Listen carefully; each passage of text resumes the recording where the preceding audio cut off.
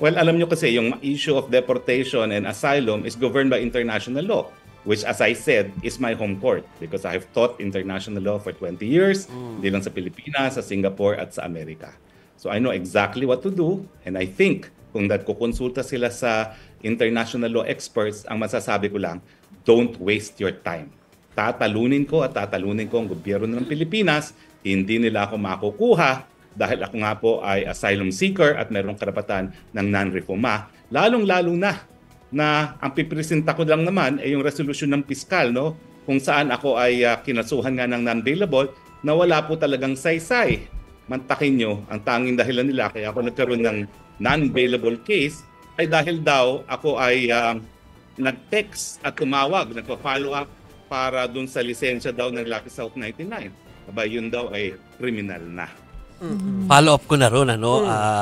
Dahil, well, malino naman yung sagot ni Atty. Harry Roque kung anong kanyang laban dito sa ano na to, no? Dito sa issue ng pagpapauwi sa kanya dito. Pero meron din ng mga dating nasa same camp kayo, no? Like si Atty. Sal Panelo na nananawagan o nagsabi na harapin nyo na rin dito sa ating bansa yung mga kaso. Meron ba kayong reaction doon sa ganung mga pahayag from... Well, aking reaction po dyan ay simple lang, oh. Yung paghingi ng asylum, yan po'y karapatang pantao. So, yes, we can hear you, Atty. Harry. Karapatang pantao po yan, at yan po ay hindi po yan evidence of flight or guilt. No? Dahil ako naman po, wala na ako sa Pilipinas ang lumabas yung warrant of arrest na yan. Pag sinabi mong flight, tumakas ako sa Pilipinas. Wala naman po na ako sa Pilipinas na matagal na, no? At saka pangalawa nga po, it cannot be evidence of guilt kasi nga po nauna na akong nagsabi na ako'y ginigipit. Marami naman po mga kababayan natin ang sumasang-ayon na pagigipit ang lahat ng ginagawa sa akin, kay Tatay Digong, kay Inday Sara Duterte at iba pang mga supporters ng mga Duterte kasama na yung mga vloggers. Ano po ang maging komento po ninyo dito sa speaking of Attorney Sal Panelo, no? Sabi niya it's hard to prove the political persecution claim na sinasabi po daw ninyo dahil sabi niya it appears that he really served as counsel for them. I assume talking about Lucky South 99, no? He has made many contradictions, inconsistencies which resulted in complaints because it came from him directly nung nandun po kayo sa Quadcom hearings. Well, I think that's gross ignorance of what asylum is, no? So I will not even bother to answer observation from someone who's completely ignorant about the nature of asylum. Sir, how are you with Attorney Sal?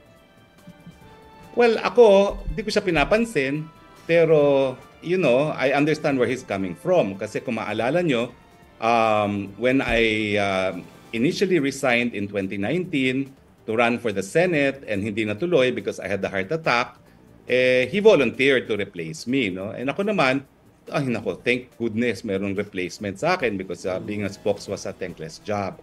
Pero nung nagkaroon ng COVID at sinabi ni Sal Panelo na ang gamot sa COVID ay saging, tumawag mismo sa akin ng presidente at sinabi, pwede ba bumalik ka na? At iniisip ko naman talaga na kung lahat ng tayo maniniwala na saging ang gamot sa COVID, as Sal Panelo says, ay saan tayo pupulutin? So bumalik ako, no? So that's all the dealings I've had with Sal Panelo.